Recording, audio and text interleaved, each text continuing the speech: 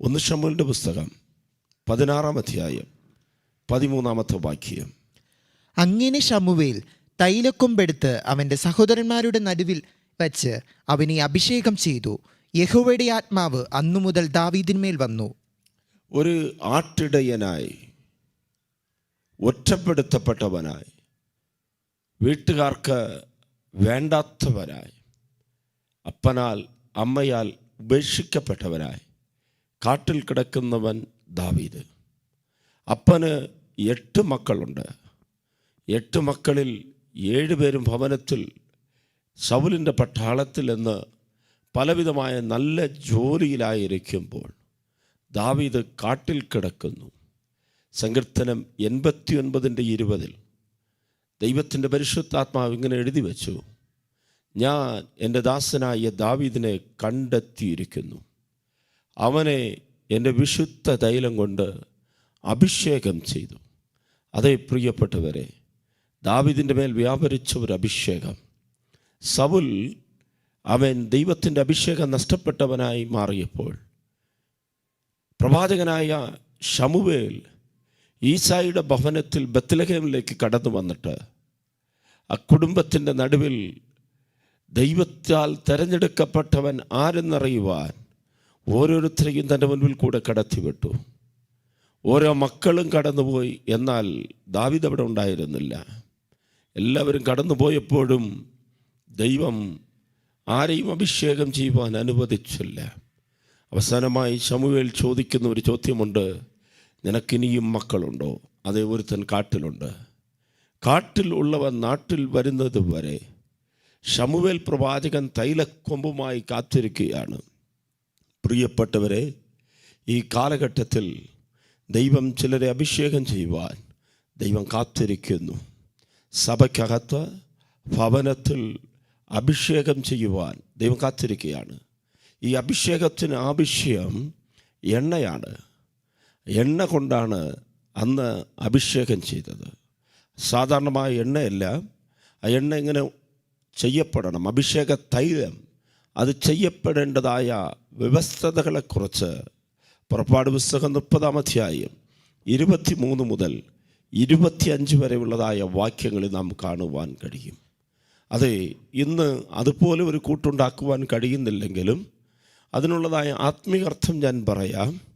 ആമേൻ. അത് കണ്ണുനീര് കൊണ്ട് നാം ആ കൂട്ടുണ്ടാക്കാൻ പറ്റും. ഹല്ലേലൂയ. അന്യഭാഷകളിൽ പ്രാർത്ഥിക്കുന്ന അനുഭവം കൊണ്ട്, ഇടിച്ചെടുത്ത ഒലിവ എണ്ണയുടെ അനുഭവം കൊണ്ട് ആമേൻ അഭിഷേക തൈലമുണ്ടാക്കി അതിൽ നിന്ന് വരുന്ന പ്രത്യേകമായ തൈലമെടുത്ത് ഒരുവനെ അഭിഷേകം ചെയ്യുക. പഴയ നിയമത്തിൽ അഭിഷേകം രാജാവിനുണ്ടായിരുന്നു. പ്രവാചകൻ അഭിഷേകം ചെയ്യപ്പെട്ടു. പുരോഹിതൻ അഭിഷേകം ചെയ്യപ്പെട്ടു. അഭിഷേകത്തിനെല്ലാം ഉപയോഗിച്ചത് എണ്ണ കൊണ്ടാണ് അഭിഷേകം ചെയ്തത്. സങ്കീർത്തനം 92:10 പറയുന്നു: അവൻ എൻ്റെ കൊമ്പ് കാട്ടുപോത്തിൻ്റെ കൊമ്പ് പോലെ ഉയർത്തും, പുതിയ എണ്ണ എന്നെ തേൽപ്പിക്കും. പ്രിയപ്പെട്ടവരെ, അഭിഷേകം പ്രാപിച്ചവർ അഭിഷേകത്തിൽ വളരണം. ദൈവം നൽകിയ കൃപകളെ നാം ഉപേക്ഷിച്ച് കളയരുത്. ദൈവത്തിൻ്റെ പരിശുദ്ധാത്മാവ് നമുക്ക് ദാനമായി നൽകിയ അഭിഷേകം ഈ ശരീരമെന്ന മൺകൂടാരങ്ങളിലേക്ക്, അല്ലെങ്കിൽ ഈ ശരീരമെന്ന മൺപാത്രങ്ങളിലേക്ക് വാർക്കപ്പെട്ടിരിക്കുകയാണ്. ദൈവത്തിൻ്റെ അഭിഷേകമുള്ളവർ രാജ്യങ്ങളെ കീഴടക്കുന്നവരായി മാറും. അഭിഷേകമുള്ളവർ പ്രാർത്ഥനയിൽ പോരാളികളായിട്ട് മാറും. അഭിഷേകമുള്ളവർ പ്രതികൂലങ്ങളെ ജയിക്കുന്നവരായിട്ട് മാറും. അഭിഷേകമുള്ളവൻ ആമേൻ, അവനെതിരെ യുദ്ധങ്ങളുണ്ട്, അവനെതിരെ പ്രതികൂലങ്ങളുണ്ട്, പോരാട്ടങ്ങളുണ്ട്. ദാവീദ് പ്രാപിച്ച അഭിഷേകവും സൗൽ പ്രാപിച്ച അഭിഷേകവും തമ്മിൽ വളരെ വ്യത്യാസമുണ്ടായിരുന്നു. സൗൽ പെട്ടെന്നാണ് അഭിഷേകം പ്രാപിക്കുന്നത്. ഒരുക്കമില്ലാത്തവനായ അഭിഷേകം പ്രാപിക്കുകയാണ്. സൗൽ അപ്പൻ്റെ കഴുതകളെ അന്വേഷിച്ച് കടന്നു വന്ന സമയത്ത് കഴുതകളെ കണ്ടുകിട്ടാത്തത് കൊണ്ട് ആ കഴുതകളെ കണ്ടെത്തണമെന്നുള്ള ലക്ഷ്യത്തോടെയാണ് ശമൂവേൽ പ്രവാചകൻ്റെ അടുത്ത് വന്നത്. പെട്ടെന്ന് ശമൂവേൽ പ്രവാചകൻ തൈലക്കുപ്പിയിലുള്ള തൈലമെടുത്ത് ശൗലിനെ അഭിഷേകം ചെയ്യുവാനിടയായി. എന്നാൽ ദാവീദ് അങ്ങനെയല്ല. കാട്ടിൽ കിന്നരം വായിക്കുന്നവനായി, ദൈവത്തെ ആരാധിക്കുന്നവനായി, ദൈവത്തോട് നടക്കുന്നവനായി ആയിരിക്കുമ്പോൾ കാട്ടിൽ വെച്ച് അവൻ്റെ ജീവിതത്തിൽ ഒരു ഒരുക്കമുണ്ടായ ദാവീദിനെ ദൈവം അഭിഷേകം ചെയ്തു. ശൗൽ അഭിഷേകം ചെയ്യപ്പെട്ട അടുത്ത ദിവസം മുതൽ രാജാവായി മാറി. എന്നാൽ ദാവീദ് അഭിഷേകം ലഭിച്ചതിന് ശേഷം കാട്ടിലേക്ക് മടങ്ങിപ്പോയി. പ്രിയമുള്ളവരെ, പലപ്പോഴും നമ്മുടെ ജീവിതത്തിൽ ചിന്തിക്കാറുണ്ട്, അഭിഷേകം പ്രാപിച്ചു കഴിഞ്ഞാൽ എല്ലാം അനുകൂലമായി മാറും. അഭിഷേകം ലഭിച്ചു കഴിഞ്ഞാൽ പ്രതികൂലങ്ങൾ ഇല്ല, പ്രതിസന്ധികളൊന്നും മുൻപിൽ വരത്തില്ല, എല്ലാം അനുഗ്രഹമായിരിക്കുമെന്ന്. ഇല്ല. അഭിഷേകം പ്രാപിച്ചത് എന്തിനാന്ന്? അത് പ്രതികൂലത്തെ ജയിക്കുവാൻ, പോരാട്ടങ്ങളെ ജയിക്കുവാൻ, കഷ്ടതകളെ ജയിക്കുവാൻ, ജീവിതത്തിൽ കടന്നു വരുന്ന യുദ്ധങ്ങളിൽ, ഏകാന്തതകളിൽ, അവൻ ആരും സഹായിക്കുവാൻ കഴിയാത്ത സാഹചര്യങ്ങളിലെല്ലാം അഭിഷേകം നമ്മെ ശക്തീകരിച്ചു കൊണ്ടിരിക്കും. ദാവീദ് കാട്ടിലേക്ക് കടന്നുപോയി. കാട്ടിൽ വെച്ച് ദാവീദിനെ എതിരേൽക്കുവാൻ വന്നത് മാലാഖമാരല്ല, സിംഹമായിരുന്നു. ദാവീദിനെ എതിരേൽക്കുവാൻ വന്നത് കരടിയായിരുന്നു. വന്യജീവികൾ ആക്രമിക്കുവാൻ വരുന്നു. ദാവീദിൻ്റെ ആടുകളെ കീറിക്കൊല്ലുവാൻ ശത്രു സിംഹമെന്നതുപോലെ, കരടി എന്നതുപോലെ എഴുന്നേറ്റ് വന്നപ്പോൾ അഭിഷേകമില്ലാത്ത പല ഇടയന്മാരും ആടിനെ ഇട്ടിട്ട് ഓടിക്കടയുന്ന സാഹചര്യത്തിൽ അഭിഷേകമുള്ള ദാവീദ് അവൻ ആടിനെ ഉപേക്ഷിച്ചു പോകുകയല്ല ചെയ്തത്. ആടിനെ പിടിച്ച സിംഹത്തെയും കരടിയും പിന്തുടർന്നു പോയി അതിൻ്റെ കയ്യിൽ നിന്ന് ആട്ടിനെ രക്ഷിക്കുകയും സിംഹത്തെയും കരടിയും കൊല്ലുവാനിടയായി. പ്രിയപ്പെട്ടവരെ, ചില കഷ്ടതകളും പോരാട്ടങ്ങളും വേദനകളും നമ്മെ ജയിക്കുവാൻ പഠിപ്പിക്കുകയാണ്. നമ്മുടെ ജീവിതത്തിൽ വിജയത്തിലേക്ക് നമ്മെ കൊണ്ടുവരുവാനാണ് ചില കഷ്ടതകൾ. എന്നെ കേൾക്കുന്ന ആരോടൊക്കെയോ ദൈവത്തിൻ്റെ പരിശുദ്ധാത്മാവ് ഇന്ന് പകൽക്കാലം സംസാരിക്കുന്നുണ്ട്. താങ്കളുടെ ജീവിതത്തിൽ ഏകാന്തതകളുണ്ടോ? മരുഭൂമിയുടെ അനുഭവങ്ങളുണ്ടോ? സ്നേഹിക്കേണ്ടവർ ഉപേക്ഷിച്ചതായ സാഹചര്യങ്ങളുണ്ടോ? സകലതും നഷ്ടപ്പെട്ട് കൈവിടപ്പെട്ട ഒരു സാഹചര്യത്തിൽ കൂടെ പോകുന്നവരാണോ? ദാവീദിന് ദൈവം നൽകിയതുപോലെ ഒരു അഭിഷേകം ഈ കാലഘട്ടത്തിൽ പ്രാപിക്കുന്നു എങ്കിൽ ആ അഭിഷേകം നമ്മെ ശക്തീകരിക്കും. ആ അഭിഷേകം പ്രതിസന്ധികളിൽ നമ്മെ എഴുന്നേൽപ്പിച്ചു നിർത്തും. അഭിഷേകത്തിൻ്റെ ശക്തിയാൽ ബന്ധനങ്ങളെ തകർത്തുകൊണ്ട് മുന്നേറുവാൻ ദൈവം സഹായിക്കും.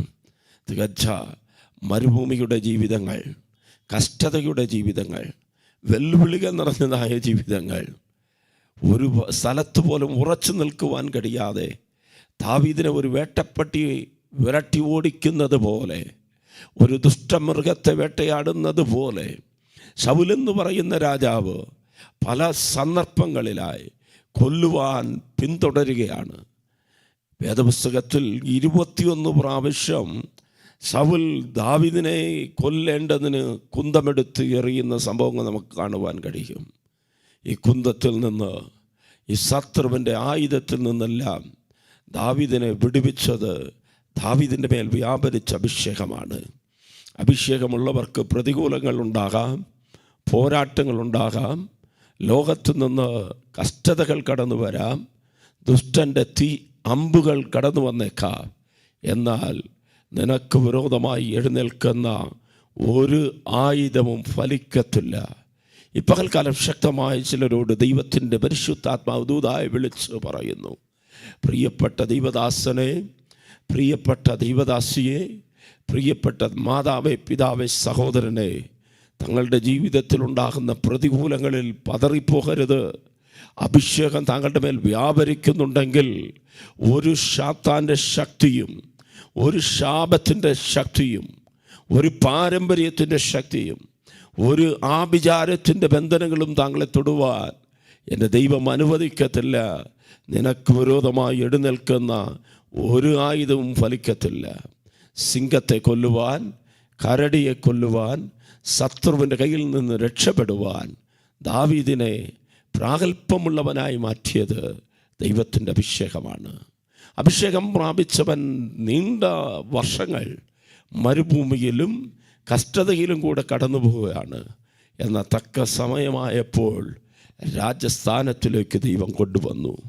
ഞാൻ ആത്മാവിൽ പ്രവചിക്കുകയാണ്, 2024 ചിലരെ ദൈവം സിംഹാസനത്തിൽ കൊണ്ടുവരുന്ന വർഷമായി തീരും. 2024 പ്രതികൂലങ്ങളുടെ നടുവിൽ കൂടെ കടന്നുപോയി. എന്ന് എൻ്റെ കഷ്ടത തീരും, കർത്താവ് എന്ന് എന്നെ മാനിക്കുമെന്ന് കരയുന്ന ആമേൻ പ്രിയപ്പെട്ടവരോട് പറയട്ടെ, നമ്മുടെ അലച്ചലുകളെ ദൈവം അറിയുന്നു. കണ്ണുനീര് ദൈവത്തിൻ്റെ തുരുത്തിയിൽ ദൈവം ശേഖരിച്ചു വച്ചിരിക്കുകയാണ്. ഒരിക്കലും കൈവിടാത്തവനായ നല്ല ദൈവം കൂടെ ഇരുന്ന് നടത്തുവാൻ മതിയായവനാണ്. അഭിഷേകമുള്ളവരായി മുൻപോട്ട് പോകാം. ഈ അഭിഷേകത്തിന് ഉപയോഗിക്കപ്പെട്ട ഒരു വസ്തുവാണ് എണ്ണ.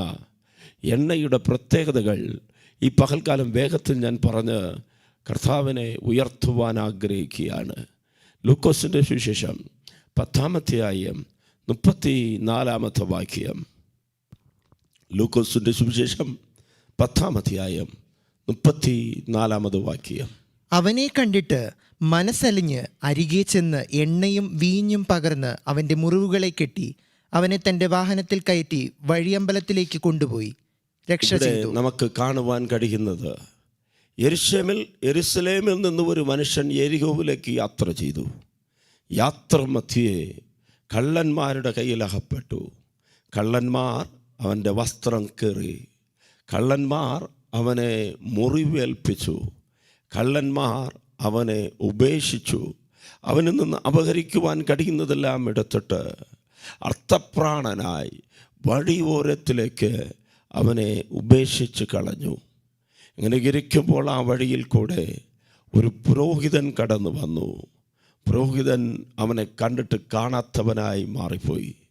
രണ്ടാമതായി ഒരു ലേവിയൻ കടന്നു വരികയാണ്. ലേവിയനും സഹായിക്കുവാൻ മനസ്സില്ലാതെ മാറിപ്പോയി.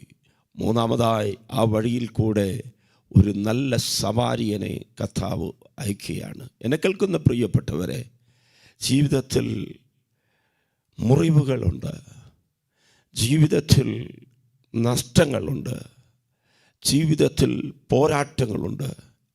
എവിടെയോ വച്ച് മുറിവേൽക്കപ്പെട്ട ചിലർ ഈ പകൽക്കാലം ഈ സന്ദേശം കേൾക്കുന്നു. യെരുശലേമിൽ നിന്ന്, ദൈവത്തിൻ്റെ സാന്നിധ്യത്തിൽ നിന്ന് യെരിഹോ എന്ന ശപിക്കപ്പെട്ട ദേശത്തിലേക്ക് പോയത് മുഖാന്തരം ജീവിതത്തിലുണ്ടായിരുന്ന നന്മകളെല്ലാം ചോർന്നുപോയി. മക്കൾ അനുസരണം കെട്ടവരായി മാറി, കുടുംബം തകർന്നുപോയി, ജോലി നഷ്ടപ്പെട്ടു പോയി, സാമ്പത്തികമായ നഷ്ടങ്ങളുണ്ടായി, ശരീരത്തിലെ ആരോഗ്യം നഷ്ടപ്പെട്ടു പോയി, രോഗം പിടിച്ചു കിടപ്പിൽ കിടക്കുന്ന ഒരു അനുഭവത്തിൽ കൂടെ കടന്നു പോകുന്ന ചിലർ ഈ പകൽക്കാലം ഈ സന്ദേശം കേൾക്കുന്നുണ്ട്. അവരോടാണ് ദൈവത്തിൻ്റെ ആത്മാവ് സംസാരിക്കുന്നത്.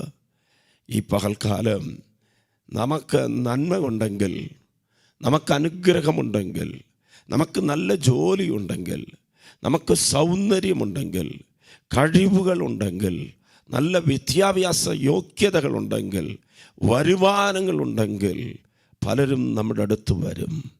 എന്നാൽ നമ്മുടെ ജീവിതത്തിൽ അവൻ നന്മയ്ക്ക് പകരമായ തിന്മകളാണ് നടക്കുന്നത്.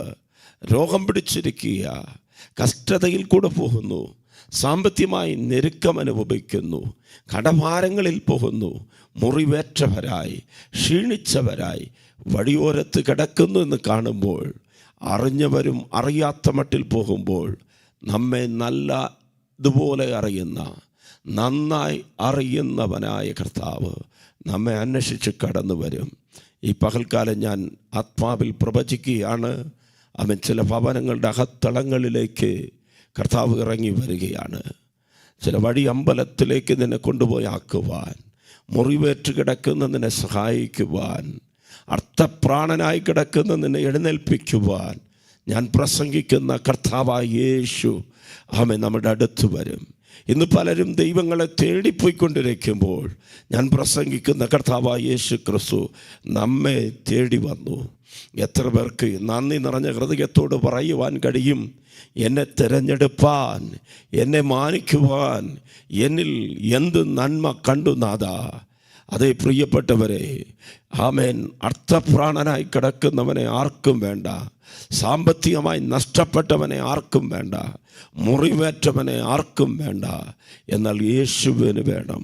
തൻ്റെ സ്വന്തം വാഹനത്തിൽ അവനെ കയറ്റുന്നതിന് മുൻപ് അവൻ്റെ മുറിവുകളിൽ എണ്ണ തേച്ചു. ആ മുറിവുകൾ ആശ്വാസം ദൈവം നൽകി. എണ്ണയുടെ പ്രത്യേകത മുറിവുകളെ സൗഖ്യമാക്കുന്ന എണ്ണ. മുറിവുള്ളതായ സ്ഥലങ്ങളിൽ, മുറിവുള്ളതായ ജീവിതത്തിൽ അവൻ എണ്ണ കൊണ്ട് ദൈവം അഭിഷേകം ചെയ്യട്ടെ. സങ്കീർത്തനം 23 ഇപ്രകാരം നാം വായിക്കുന്നു, യഹോവ എൻ്റെ ഇടയനാകുന്നു, എനിക്ക് മുട്ടുണ്ടാകുകയില്ല. പച്ചയായ പുൽപ്പുറങ്ങളിൽ അവൻ എന്നെ നടത്തുന്നു, സ്വസ്ഥതയുള്ള വെള്ളത്തിൻ്റെ അരികേക്ക് എന്നെ കൊണ്ടുപോകുന്നു. എൻ്റെ പ്രാണനെ അവൻ തണുപ്പിക്കുന്നു. കൂരിരുളിൻ്റെ താഴ്വരയിൽ കൂടി നടന്നാലും ഒരു അനർത്ഥവും ഞാൻ ഭയപ്പെടുകയില്ല. നിൻ്റെ വടിയും കോലും എന്നെ ആശ്വസിപ്പിക്കും. അതെ, എൻ്റെ ശത്രുക്കൾ കാണുക, നീ എനിക്കൊരു വിരുന്നൊരുക്കി എൻ്റെ തലയെ എണ്ണ കൊണ്ട് അഭിഷേകം ചെയ്യുന്നു. പ്രിയപ്പെട്ടവരെ, ആടുകൾ, കുഞ്ഞാടുകൾ അവൻ പല കുറ്റിക്കാടുകളുടെ അകത്ത് പോകുമ്പോൾ, മുള്ളുള്ള സ്ഥലങ്ങളിൽ കൂടെ കടന്നു പോകുമ്പോൾ, വനത്തിൽ കൂടെ പോകുമ്പോൾ, ആഹാരം ഭക്ഷിക്കുവാൻ പല സ്ഥലങ്ങളിൽ കൂടെ പോകുമ്പോൾ അതിൻ്റെ ശരീരങ്ങളിൽ മുള്ളുകൊണ്ടോ അല്ലെങ്കിൽ ഏതോ വസ്തുക്കൾ കൊണ്ടോ മുറിവുകൾ ഏൽക്കാറുണ്ട്. ഈ മുറിവ് ഉള്ള ആടിൻ്റെ മേൽ ഇടയനായ നല്ല ഇടയൻ അഭിഷേക തൈലം വാർത്തു എണ്ണ കൊണ്ട് അഭിഷേകം ചെയ്യുമ്പോൾ മുറിവുകൾ ഉണങ്ങും. ഈ പകൽക്കാലം സന്ദേശം കേൾക്കുന്ന പ്രിയപ്പെട്ടവരെ, ചിലർ പറഞ്ഞ വാക്കുകൊണ്ട് മുറിവേൽപ്പിക്കപ്പെട്ടിട്ടില്ലേ? ചിലർ പ്രവർത്തിച്ച ചില പ്രവർത്തികൾ കൊണ്ട്, ചിലർ നിന്ദിച്ച ചില നിന്ദനകൾ കൊണ്ട് ആമേൻ ജീവിതത്തിൽ ആഴമായ മുറിവുകൾ. വഴിപ്പോക്കർ എന്തെങ്കിലും പറഞ്ഞാൽ മുറിവുണ്ടാകത്തില്ല. സ്നേഹിക്കുന്നവരിൽ നിന്ന് കയ്പുള്ള വാക്കുകൾ, കുത്തുവാക്കുകൾ, സ്നേഹിക്കുന്നവരിൽ നിന്ന് നാം പ്രതീക്ഷിക്കാത്ത സ്നേഹമില്ലാത്ത വാക്കുകൾ വരുമ്പോൾ ഹൃദയം മുറിക്കപ്പെട്ടു പോകും. മുറിവേറ്റ ഹൃദയവുമായി സന്ദേശം കേൾക്കുന്ന ചില മാതാക്കളുണ്ട്. മുറിവേറ്റ ഹൃദയവുമായി സന്ദേശം കേൾക്കുന്ന ചില പിതാക്കളുണ്ട്. മുറിവേറ്റ ഹൃദയവുമായി ഈ സന്ദേശം കേൾക്കുന്ന കൊച്ചു പൈതങ്ങൾ, യൗവനക്കാരുണ്ട്. നിങ്ങളോട് പറയട്ടെ, ഈ ലോകം നിൻ്റെ മുറിവിനെ ഉണക്കത്തില്ല. ഹൃദയത്തിലെ മുറിവുകളെ സൗഖ്യമാക്കുവാൻ ഞാൻ പ്രസംഗിക്കുന്ന യേശു ക്രിസ്തു ഇന്നും മതിയായവനാണ്. കർത്താവ് നമ്മുടെ അടുത്ത് എണ്ണയോട് കടന്നു വരികയാണ്. ഈ എണ്ണ അവൻ മുറിവുകളെ കെട്ടും. യാക്കോബ് അപ്പോസ്തലൻ പ്രകാരം പറഞ്ഞു, 5-ാം അധ്യായം 14-15 വാക്യങ്ങൾ. നിങ്ങളിൽ ദീനമായി കിടക്കുന്നവൻ സഭയിലെ മൂപ്പന്മാരെ വരുത്തട്ടെ. അവർ കർത്താവിൻ്റെ നാമത്തിൽ അവനെ എണ്ണ പൂശി അവന് വേണ്ടി പ്രാർത്ഥിക്കട്ടെ. എന്നാൽ വിശ്വാസത്തോടു കൂടിയ പ്രാർത്ഥന ദീനക്കാരനെ രക്ഷിക്കും. കർത്താവ് അവനെ എഴുന്നേൽപ്പിക്കും. അവൻ പാപം ചെയ്തിട്ടുണ്ടെങ്കിൽ അവനോട് ക്ഷമിക്കും. ഇവിടെ 3 പ്രത്യേകതകൾ പറയുകയാണ്. ദീനം പിടിച്ചു കിടക്കുന്നവൻ സഭയിലെ മൂപ്പനെ അറിയിക്കണം. മൂപ്പന്മാർ വിശ്വാസത്തോട് പ്രാർത്ഥിക്കണം, എണ്ണ തേച്ച് പ്രാർത്ഥിക്കണം. അങ്ങനെ എണ്ണ തേച്ച് പ്രാർത്ഥിക്കുമ്പോൾ ദീനക്കാരനെ ദൈവം സൗഖ്യമാക്കും. 2, അവൻ പാപം ചെയ്തതുകൊണ്ടാണ് ആ രോഗം, അല്ലെങ്കിൽ പാപം ചെയ്തവനെങ്കിൽ അവൻ്റെ പാപം ക്ഷമിക്കപ്പെടും. പ്രിയപ്പെട്ടവരെ, എണ്ണ പ്രത്യേകമുള്ളതാണ്. അഭിഷേകം പകരുന്ന എണ്ണ, മുറിവ് കെട്ടുന്ന എണ്ണ, രോഗത്തെ സൗഖ്യമാക്കുന്ന എണ്ണ. ഈ പകൽക്കാലം രോഗമുള്ളവർ, തങ്ങൾക്ക് വിശ്വാസമുണ്ടെങ്കിൽ അല്പം എണ്ണ എടുത്ത് കരത്തിൽ വയ്ക്കാൻ കരുതാം. ഈ സന്ദേശത്തിൻ്റെ അവസാനം ഞാൻ പ്രാർത്ഥിക്കുമ്പോൾ ആ എണ്ണയിൽ വിശ്വാസത്തോട് കൈവച്ച് നിങ്ങൾക്ക് പ്രാർത്ഥിക്കാം. പ്രാർത്ഥിച്ചിട്ട് എണ്ണ പുരട്ടി രോഗമുള്ള സ്ഥലത്ത് എണ്ണ പുരട്ടിയാൽ ദൈവം അത്ഭുതമായ സൗഖ്യം തരും. ദൈവത്തിൻ്റെ വചനം പറയുന്നു, നീ വിശ്വസിച്ചാൽ ദൈവത്തിൻ്റെ മഹത്വം കാണും. മനുഷ്യരാൽ അസാധ്യമായത് ദൈവത്താൽ സാധ്യമാണ്. വിശ്വാസത്തിൻ്റെ ഒരു പ്രവൃത്തി ചെയ്യാൻ ഈ പകൽക്കാലം ആഗ്രഹമുണ്ടോ? അല്ല, നിങ്ങളുടെ ദൈവദാസൻ്റെ കൈ കൊണ്ടുകൊടുത്ത് അല്പം എണ്ണ എനിക്ക് പ്രാർത്ഥിച്ച് തരണം. എണ്ണ പ്രാർത്ഥിച്ച് മേടുക. ആ എണ്ണയിൽ ദൈവ സാന്നിധ്യം വ്യാപരിക്കട്ടെ. രോഗികളെ സൗഖ്യമാക്കുന്ന എണ്ണയായി അത് മാറട്ടെ. ഒരിക്കൽ അവൻ ഒരു ഗ്രാമത്തിൽ സുവിശേഷ വേലയ്ക്ക് വേണ്ടി കടന്നുപോയി. ഒരു സഹോദരി വന്ന് തൻ്റെ അനുഭവങ്ങൾ പറയുകയാണ്. എൻ്റെ ഭർത്താവ് തീരാത്ത മദ്യപാനിയാണ്. മദ്യവെച്ചിട്ട് അവൻ ഈ ദേശം മുഴുവനും ചുറ്റി വിരട്ടി എന്നെ അടിക്കും എന്നെല്ലാം തൻ്റെ കഷ്ടതയുടെ കാര്യങ്ങൾ പറഞ്ഞു. അവസാനം ആ സഹോദരി പറഞ്ഞു, എനിക്ക് വേണ്ടി ദൈവദാസനെ പ്രാർത്ഥിക്കണം. എന്നാൽ പ്രാർത്ഥിക്കുവാൻ തുടങ്ങിയപ്പോൾ ആ സഹോദരി പറഞ്ഞു, ദൈവദാസനെ അല്പം എണ്ണ കൂടെ എനിക്ക് പ്രാർത്ഥിച്ചു തരണം. കർത്താവിനെ അറിയാത്ത ഒരു സഹോദരി, ഹൈന്ദവ പശ്ചാത്തലത്തിൽ നിന്ന് വന്നതായ സഹോദരി, അവർ രക്ഷിക്കപ്പെട്ടോ സ്നാനപ്പെട്ടിട്ടോ അല്ല, എന്നാൽ അവരുടെ ഹൃദയത്തിലൊരു വിശ്വാസം, എണ്ണ പ്രാർത്ഥിച്ചുപയോഗിച്ചാൽ അതിലൊരു അത്ഭുതമുണ്ട്. ആ സഹോദരി എണ്ണ കൊണ്ടുവന്നു പ്രാർത്ഥിച്ച് കയ്യിൽ കൊടുത്തു. എന്നാൽ നടന്നത് മറ്റൊന്നാണ്. ആ സഹോദരൻ, മദ്യപാനിയായ ഭർത്താവ്, കുളിക്കാൻ നേരത്ത് അറിയാതെ എണ്ണയെടുത്ത് തലയിൽ വെച്ച് തേക്കുവാനിടയായി. തലയിൽ തേച്ച് കുടിച്ചു. ചില ദിവസത്തിനകം അദ്ദേഹത്തിൻ്റെ മദ്യപാനത്തിൻ്റെ അടിമത്വത്തിൽ നിന്ന് കർത്താവ് വിടുവിച്ചു. വിശ്വസിച്ചാൽ ദൈവത്തിൻ്റെ മഹത്വം കാണും. പ്രിയപ്പെട്ടവരെ, ജീവിതത്തിൽ കർത്താവിനെ കൊണ്ട് അസാധ്യമായതൊന്നുമില്ല. വിശ്വസിക്കുക. യാക്കോബ് അപ്പോസ്തലൻ പറയുകയാണ്, വിശ്വാസമുള്ള പ്രാർത്ഥന ദീനക്കാരനെ രക്ഷിക്കും. യെശയ്യാ പ്രവാചകൻ ഇപ്രകാരം വിളിച്ചു പറഞ്ഞു, 1-ാം അധ്യായം 6-ാമത്തെ വാക്യം, അടിതൊട്ട് മുടിവരെ ഒരു സുഖവുമില്ല, മുറിവും ചതവും പഴുത്ത വ്രണവും മാത്രമേ ഉള്ളൂ. അവയെ ഞെക്കിക്കഴിഞ്ഞിട്ടില്ല, വച്ചു കെട്ടിയിട്ടില്ല, എണ്ണ പുരട്ടി ശമിപ്പിച്ചിട്ടുമില്ല. അതെ, അവിടെയും പറയുകയാണ്, എണ്ണ പുരട്ടി ശമിപ്പിച്ചിട്ടില്ല. അടി തൊട്ട് മുടി വരെ ആറാത്തതായ മുറിവുകൾ, ആറാത്തതായ വ്രണങ്ങൾ, അവൻ അത്രയ്ക്കുള്ളതായ രോഗ അനുഭവത്തിൽ എണ്ണ തേക്കുമ്പോൾ അവിടെ ഒരു സൗഖ്യമാകുന്നത് പറയപ്പെട്ടിരിക്കുകയാണ്. കർത്താവായ യേശുവിൻ്റെ ശുശ്രൂഷയിൽ നടന്ന ഒരു സംഭവം ഞാൻ പറയാം. മർക്കോസിൻ്റെ സുവിശേഷം 6-ാം അധ്യായം 13-ാമത്തെ വാക്യം, വളരെ ഭൂതങ്ങളെ പുറത്താക്കുകയും അനേകം രോഗികൾക്ക് എണ്ണ തേച്ച് സൗഖ്യം വരുത്തുകയും ചെയ്തു. രോഗികൾക്ക് എണ്ണ തേച്ച് സൗഖ്യം വരുത്തുകയും ചെയ്തു. അതെ, എണ്ണ അഭിഷേക തൈലമാണ്. 2, എണ്ണ മുറിവുകളെ കെട്ടുന്നതാണ്. 3, എണ്ണ രോഗസൗഖ്യം നൽകുന്ന എണ്ണയാണ്. യേശുവിൻ്റെ ശുശ്രൂഷയിൽ, ശിഷ്യന്മാരുടെ ശുശ്രൂഷയിൽ അനേകം രോഗികളെ എണ്ണ പുരട്ടി അവർ സൗഖ്യമായി. പ്രിയപ്പെട്ടവരെ, എണ്ണ ഉള്ളവരായിത്തീരുക. അടുത്തതായി ഒരു കാതലായ വിഷയം ഞാൻ പറഞ്ഞ് പ്രാർത്ഥിക്കുവാൻ ആഗ്രഹിക്കുകയാണ്. യോഹന്നാന്റെ സുവിശേഷം 5-ാം അധ്യായം 35-ാമത്തെ വാക്യം വായിക്കുമ്പോൾ യോഹന്നാനെക്കുറിച്ച് കർത്താവ് യേശു പറയുന്ന ഒരു മനോഹരമായ സാക്ഷ്യമുണ്ട്. അവൻ ജ്വലിച്ച് പ്രകാശിക്കുന്ന വിളക്കായിരുന്നു. നിങ്ങൾ അല്പസമയത്തേക്ക് അവന്റെ വെളിച്ചത്തിൽ ഉല്ലസിപ്പാൻ ഇച്ഛിച്ചു. അതായത് ഒരു ദൈവത്തിൻ്റെ അഭിഷക്തനെ കുറിച്ച് പറയുന്ന പദമാണ്.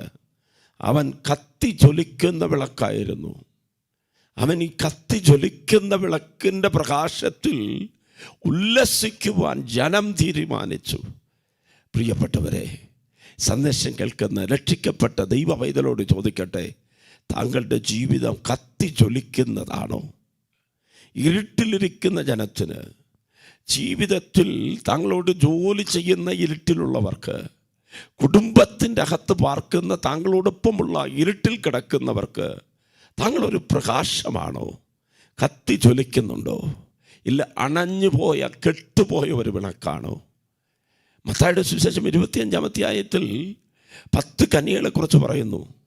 അതിൽ 5 പേർ വിളക്കും വിളക്കോടുകൂടെ എണ്ണയും കരുതി. 5 പേർ വിളക്ക് കരുതി. വിളക്കിൽ എണ്ണ ഉണ്ടായിരുന്നു, എന്നാൽ കൂട്ടത്തിൽ എണ്ണയില്ല. 5 പേരുടെ വിളക്കിൽ എണ്ണ തീർന്നുപോയി. 10 പേർക്കും തീർന്നിട്ടുണ്ടാകാം, എന്നാൽ 5 പേർ കരുതിയത് കൊണ്ട് വിളക്ക് കെടാതെ അത് സൂക്ഷിക്കുവാനിടയായി. പ്രിയപ്പെട്ടവരെ, ഒരു കാലഘട്ടത്തിൽ പ്രാർത്ഥന എന്ന വിളക്ക് തങ്ങളുടെ ജീവിതത്തിൽ ഉണ്ടായിരുന്നില്ലേ? സുവിശേഷം പറയുന്ന ആത്മഭാരമെന്ന വിളക്കില്ലായിരുന്നില്ലേ? ദൈവവചനം ധ്യാനിക്കുകയും ദൈവത്തിനു വേണ്ടി ജീവിക്കുകയും ചെയ്യുന്ന വിളക്കുകൾ തങ്ങളുടെ ജീവിതത്തിലുണ്ടായിരുന്നില്ലേ? സാക്ഷ്യമുള്ള ഒരു ജീവിതമില്ലായിരുന്നു. അവൻ കുടുംബത്തിൻ്റെ അകത്ത് കത്തി ജ്വലിക്കുന്ന ഒരു അനുഭവത്തിലാണല്ലോ ഉണ്ടായിരുന്നത്. എന്നാൽ ഇന്ന് താങ്കളുടെ പ്രകാശം എങ്ങനെ നഷ്ടപ്പെട്ടു പോയി? ജീവിതത്തിലെ പ്രതികൂലങ്ങൾ കടന്നു വന്നതുകൊണ്ടാണോ? അല്ല, പിൻവാങ്ങിപ്പോയത് കൊണ്ടാണോ? ദൈവവുമായുള്ള ബന്ധം നഷ്ടപ്പെട്ടത് കൊണ്ടാണോ? ഇല്ല, ആദ്യ അനുഭവത്തിലേക്ക് മടങ്ങി വന്ന് ഒരു യോഹന്നാനെ പോലെ കത്തി ജ്വലിക്കുന്ന അനുഭവത്തിലേക്ക് കടന്നു വരുവാൻ ദൈവത്തിൻ്റെ പരിശുദ്ധാത്മാവ് ഈ പകൽക്കാലം ഉപദേശിക്കുകയാണ്. മടങ്ങി വന്നാൽ നമ്മെ കർത്താവ് പ്രകാശമുള്ളവരായി മാറ്റും. എണ്ണയുടെ പ്രത്യേകത: 1, അഭിഷേകം നൽകുന്ന എണ്ണ; 2, മുറിവുകളെ കട്ടുന്ന എണ്ണ; 3, രോഗസൗഖ്യം നൽകുന്ന എണ്ണ; 4, ആമേൻ, കത്തി ജ്വലിപ്പിക്കുന്ന എണ്ണ; 5, നമ്മുടെ കടനയൊക്കെ തീർക്കുവാൻ സഹായിക്കുന്ന എണ്ണ. 2 രാജാക്കന്മാരുടെ പുസ്തകം 4-ാം അധ്യായത്തിൽ നമുക്ക് കാണുവാൻ കഴിയും. ഒരു വിധവയായ പ്രവാചകൻ്റെ ഭാര്യയുടെ ജീവിതത്തിൽ കടക്കെണിയിൽ അകപ്പെട്ടപ്പോൾ കയ്യിൽ അല്പം എണ്ണ ശേഷിച്ചു. ആ എണ്ണ വർദ്ധിക്കുന്നതായി മാറി. ആ എണ്ണയെ വിറ്റ് കടനടച്ച് ആ കുടുംബം സന്തോഷമായി ജീവിക്കുവാനിടയായി. ഈ പകൽക്കാലം എന്നെ കേട്ടുകൊണ്ടിരിക്കുന്ന പ്രിയപ്പെട്ടവരെ, ദാവീദിനെ അഭിഷേകം ചെയ്ത ദൈവം താങ്കളെയും അഭിഷേകം ചെയ്യുവാൻ ആഗ്രഹിക്കുന്നു. ഹല്ലേലൂയ. എരികോവിലേക്ക് പോയ മനുഷ്യൻ്റെ മുറിവുകളെ സൗഖ്യമാക്കിയ ദൈവം താങ്കളെ സൗഖ്യമാക്കുവാൻ ആഗ്രഹിക്കുന്നു. ഹല്ലേലൂയ. രോഗത്താൽ ഭാരപ്പെട്ടവരെ എണ്ണ പൂശി പ്രാർത്ഥിച്ചപ്പോൾ സൗഖ്യമുണ്ടായതുപോലെ താങ്കളുടെ ജീവിതത്തിൽ ഒരു അത്ഭുതം ഈ പകൽക്കാല കർത്താവ് ചെയ്യുവാൻ ആഗ്രഹിക്കുകയാണ്. വിശ്വാസത്തോട് എണ്ണ കയ്യിലെടുക്കാമോ? ഇല്ല, ഇരിക്കുന്നിടത്ത് കരമുയർത്തി കർത്താവിനെ ഒന്ന് മഹത്വപ്പെടുത്തി, കർത്താവേ, എൻ്റെ ജീവിതം സമർപ്പിക്കുന്നു. എന്നോട് സംസാരിച്ച വചനത്തിനായി സ്തോത്രം. ഈ പകൽക്കാലം അങ്ങയുടെ സാന്നിധ്യം എൻ്റെ ജീവിതത്തിൽ വെളിപ്പെടട്ടെ. അത്ഭുതം കർത്താവ് ചെയ്യണമേ. പ്രാർത്ഥിക്കാം. സ്നേഹവാനായ ദൈവമേ, വിശ്വാസത്തോട് കരങ്ങളിലെടുത്ത എണ്ണയെ കർത്താവ് അനുഗ്രഹിക്കണം. യേശുവിൻ്റെ രക്തത്തിൻ്റെ സാന്നിധ്യം വ്യാപരിക്കട്ടെ. അഭിഷേക തൈലമായതിനെ മാറ്റണം കർത്താവേ. രോഗമുള്ള സ്ഥലത്ത്, ബന്ധനമുള്ള സ്ഥലത്ത്, ശാപങ്ങളുള്ള സ്ഥലത്ത്, മുറിവുകളുള്ള സ്ഥലത്ത്, കയ്പുകളുള്ള സ്ഥലത്ത് അവനത് പുരട്ടുമ്പോൾ സൗഖ്യം വ്യാപരിക്കട്ടെ. എതിരായി എഴുന്നേറ്റ മന്ത്രവാദങ്ങൾ, ആഭിചാരങ്ങൾ, ഇരുട്ടിൻ്റെ വ്യാപാരങ്ങളെല്ലാം വിട്ടുമാറിപ്പോകട്ടെ. ഈ പകൽക്കാലം സന്ദേശം കേട്ടുകൊണ്ടിരിക്കുന്ന എല്ലാ കുടുംബത്തെയും പിതാവിൻ്റെയും പുത്രൻ്റെയും പരിശുദ്ധാത്മാവിൻ്റെ നാമത്തിൽ അനുഗ്രഹിക്കുന്നു.